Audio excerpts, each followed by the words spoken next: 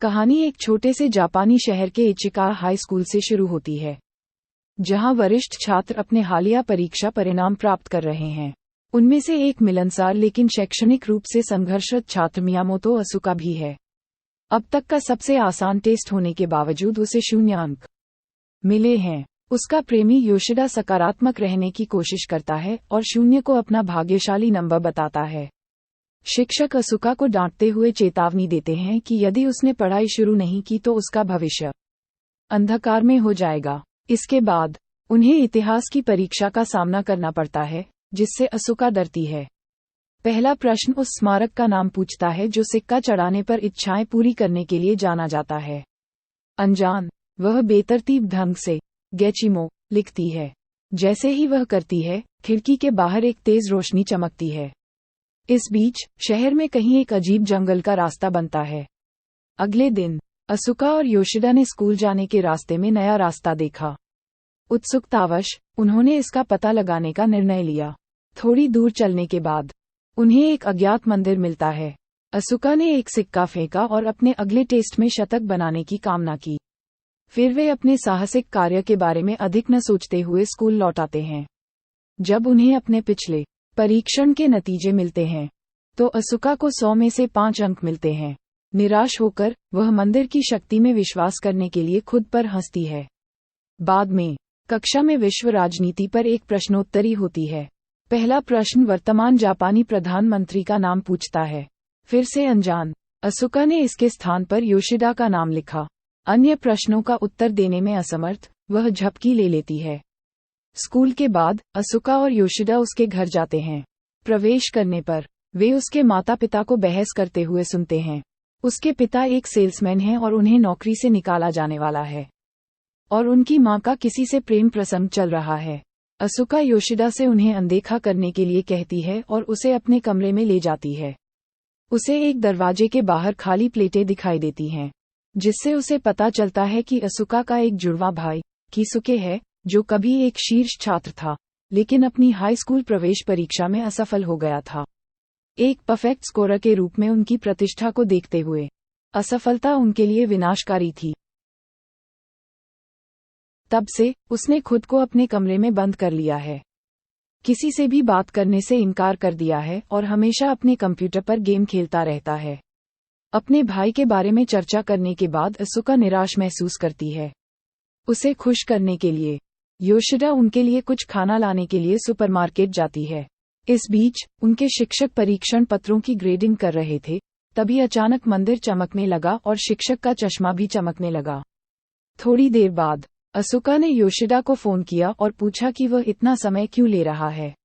Yoshida का दावा है कि वह बहुत व्यस्त है और आज बाहर नहीं घूम पाएगा। कॉल के ठीक बाद असुका को एक सहपाठी से एक संदेश मिलता है जिसमें कहा गया है कि योशिदा बड़ी मुसीबत में है। चौंकाने वाली बात यह है कि योशिदा को जापान के प्रधानमंत्री के रूप में चुना गया है। उनके साक्षात्कार और तस्वीरें सोशल मीडिया पर वायरल हो रही हैं। अगले दिन स्कूल में असुका अभी भी इस बात से हतप्रभ है कि किराने की दुकान की यात्रा के बाद उसका प्रेमी प्रधानमंत्री कैसे बन गया। दुनिया भर के अन्य राष्ट्रपतियों के लापता होने की खबरें फैलती हैं। शिक्षक ग्रेडेड पेपर लेकर आता है और बड़ी मुस्कान के साथ असुका को पेपर सौंपता है। हैरानी की बात यह है कि उसे पूरे अंक मिले, भले ही उसने अधिकांश अंक खाली छोड़ दिए। करीब से निरीक्षण करने पर असुका को पता चलता है कि योशिदा प्रधानमंत्री बन गई क्योंकि उसने परीक्षण में उसका नाम लिखा था। इसी तरह राष्ट्रपति गायब हैं क्योंकि उन्होंने अन्य प्रश्न खाली छोड़ दिए हैं। मंदिर ने उसकी इच्छा पूरी कर दी है, लेकिन अप्रत्याशित तरीके से। अपनी गलती को ठीक करने के लिए असुका सही उत्तरों को गूगल पर खोजती है और उन्हें टेस्ट पेपर पर लिखती है। सौभाग्य से योजना काम करती है और योशिदा को उसके पहले दिन ही निकाल दिया जाता है। लापता राष्ट्रपति फिर से प्रकट होते हैं और सब कुछ सामान्य हो जाता है। अगले परीक्षण के लिए असुका घबराई हुई नहीं है, ये सोचकर कि गणित की परीक्षा से कोई बड़ा परिवर्तन नहीं हो सकता। स्कूल के बाद योशिदा ने असुका को प्रधानमंत्री के रूप में अपने संक्षिप्त कार्यकाल के बारे में बताया। असुका उसे शांत करती है और अपनी अजीब शक्ति के बारे में बताती है। संशय में योशिदा उससे इसे साबित करने के लिए कहती है, लेकिन इससे पहले कि वह ऐसा कर पाती, गणित की परीक्षा में उसकी गलती के कारण शहर में एक टावर हिलने लगता है। दंपत्ति गलती सुधारने के लिए शिक्षक के कमरे में जाता है। टावर को उसकी मूल स्थिति में बहाल करने के बाद टेलीविजन विशेषज्ञ इसकी अकथनीय लड़खड़ाहट से चकित हैं। असुका और योशिदा घर जाते हुए गायब हुए मंदिर की तलाश करते हैं, लेकिन कोई निशान नहीं पाते हैं। उसका नाम याद करने में असमर्थ होते हैं। दुनिया को बचाने के लिए असुका का एकमात्र सहारा लगन से अध्ययन करना और हर प्रश्न का सही उत्तर देना है। दृढ़ संकल्प के साथ वह उस रात अपनी पढ़ाई में लग गई, लेकिन कुछ ही देर बाद उसे नींद आ गई। अगले दृश्य में असुका और योशिदा शिक्षक के कमरे के बाहर उसकी ग्रेडिंग का इंतजार कर रहे हैं। जैसा कि अनुमान था, असुका को एक आदर्श अंक प्राप्त हुआ। हालांकि वह अपने कार्यों के परिणामों के बारे में चिंतित है। घर लौटते हुए उसके पिता ने खुशी से एक करियर परिभाषित बिक्री की घोषणा की, जो असुका की अनजाने घोषणा से प्रेरित थी कि नल का पानी सबसे मूल्यवान ऊर्जा स्रोत है। घबराहट के एक पल के बावजूद वह अपने पिता की खुशी से प्रभावित होकर बदली हुई वास्तविकता को बनाए रखने का विकल्प चुनती है। बाद में दुनिया भर में जल दंगों की खबरें आईं, जिससे असुका को तुरंत अपनी गलती सुधारने और सामान्य स्थिति बहाल करने के लिए प्रेरित होना पड़ा। उसके मन में अपनी शक्ति का उपयोग करके अपने माता पिता के वैवाहिक झगड़े को दूर करने का विचार आता है।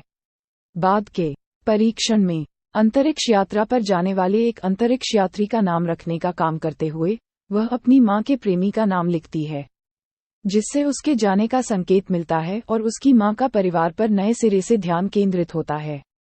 इस नए आनंद में असुका का ध्यान अपने जुड़वा भाई कीसुके की सहायता करने की ओर जाता है।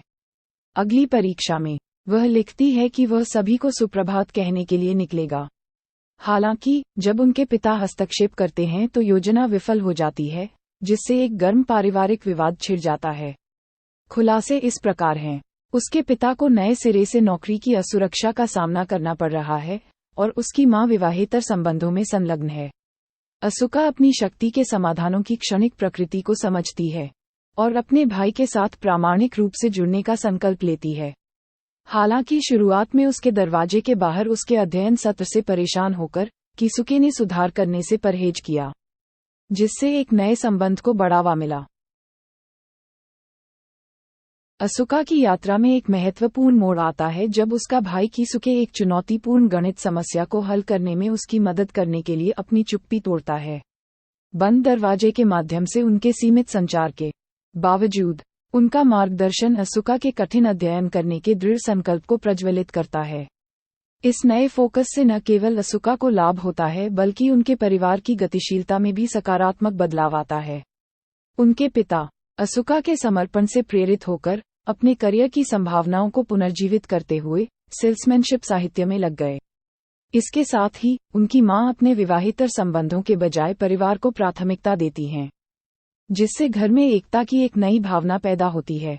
हफ्तों के अथक प्रयास के बाद असुका ने एक परीक्षा में उत्तम अंक प्राप्त किया, जो उसकी शैक्षणिक यात्रा में एक महत्वपूर्ण मील का पत्थर है। उत्साहपूर्वक वह कीसुके के साथ समाचार साझा करती है, जो अगली सुबह नाश्ते की मेज पर उनके साथ शामिल होकर परिवार को आश्चर्यचकित कर देता है। कीसुके की नई उपस्थिति पारिवारिक मेल मिलाप और व्यक्तिगत विकास की दिशा में एक महत्वपूर्ण कदम का प्रतीक है। असुका की दुनिया में एक और अप्रत्याशित मोड़ आता है जब उसकी नज़र अपने पहले टेस्ट पेपर के फटे हुए अवशेषों पर पड़ती है, जिससे इच्छा पूर्ति करने वाले मंदिर गाचिमो के बारे में उसकी प्रारंभिक प्रतिक्रिया का पता चलता है। मंदिर के महत्व को पहचानते हुए वह योशिदा के साथ वहां पहुंचती है, उनकी इच्छा को उलटने और दुनिया में सामान्य स्थिति बहाल करने की सख्त कोशिश करती है। हालांकि उनके प्रयासों का कोई तत्काल परिणाम नहीं निकला, जिससे असुका को मंदिर की स्थिति याद करने के लिए प्रेरित किया गया। एक सिक्के की पेशकश।